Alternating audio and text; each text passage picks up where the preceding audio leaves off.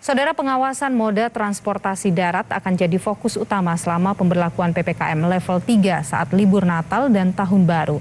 Pengawasan dititik beratkan pada jalur menuju lokasi wisata. Aturan PPKM level 3 diberlakukan untuk mencegah lonjakan kasus COVID-19 pasca libur panjang. Pemerintah memutuskan membatasi pergerakan masyarakat di masa libur Natal 2021 dan Tahun Baru 2022 dengan menerapkan PPKM level 3 di seluruh wilayah Indonesia. Hal ini sebagai langkah antisipasi kenaikan kasus COVID-19. Kebijakan ini berlaku dari 24 Desember 2021 hingga 2 Januari 2022. Dalam program Sapa Indonesia Malam Sabtu 20 November 2021, Menteri Koordinator Pembangunan Manusia dan Kebudayaan Muhadjir Effendi menyebut aturan PPKM level 3 saat libur Natal dan Tahun Baru dibuat untuk mencegah gelombang 3 COVID-19. Mengantisipasi kemungkinan terjadinya gelombang ketiga, mengingat di mancanegara, terutama wilayah Eropa dan beberapa negara tetangga kita juga sedang memasuki gelombang ketiga. Dan inilah yang harus kita antisipasi betul, dan kita punya pengalaman cukup bisa dipastikan bahwa setiap ada libur panjang dan kemudian diikuti dengan pergerakan orang secara besar-besaran, itu akan segera disusul dengan menanjaknya angka kasus COVID-19. Bahkan bisa sudah dibilang kita sudah pernah mengalami gelombang kedua. Betul. Dan inilah yang harus kita antisipasi. Oleh sebab itu pada libur Nataru sekarang ini kita berlakukan pengetatan, dan pengetatannya mengadopsi pedoman atau ketentuan yang selama ini berlaku untuk PPKM level 3 plus agar nanti ada penambahan beberapa pengetatan, terutama untuk menghindari terjadinya kerumunan besar-besaran atau bisa mengundang kerumunan besar.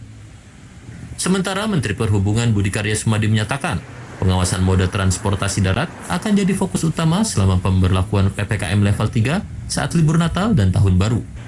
Pengawasan dititik beratkan pada jalur menuju lokasi wisata. Kalau kita bicara angkutan, laut, udara, kereta api itu relatif gampang di-handle.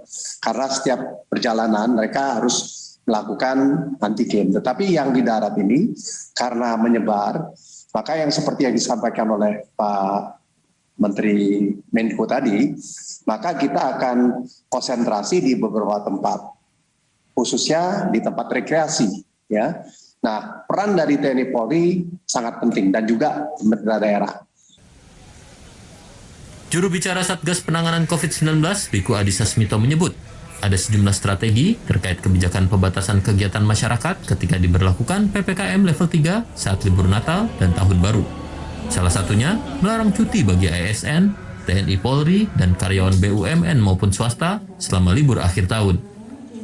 Selama libur akhir tahun, di mana dilakukan peniadaan cuti bersama di tanggal 24 Desember 2021, dan larangan pengambilan jatah cuti di akhir tahun.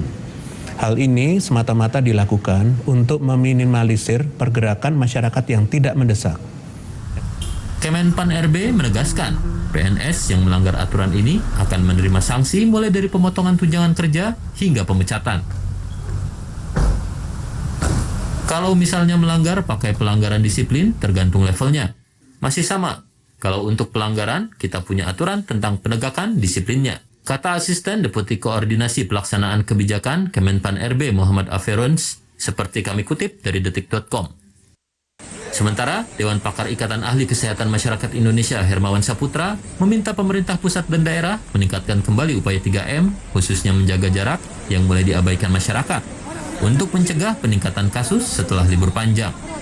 Kita bisa melihat bagaimana keseharian aktivitas publik kita di ruang-ruang kegiatan sosial keagamaan, sosial budaya, dan juga perkantoran, pemukiman ini sekarang kan abai sekali. Dan itu efektivitas aturan pemerintah dalam upaya menekan laju kasus COVID-19 pasca libur panjang tentunya butuh peran serta masyarakat. Tetap patuh terhadap protokol kesehatan jadi upaya nyata masyarakat membantu memutus mata rantai penyebaran COVID-19. Tim Liputan, Kompas TV.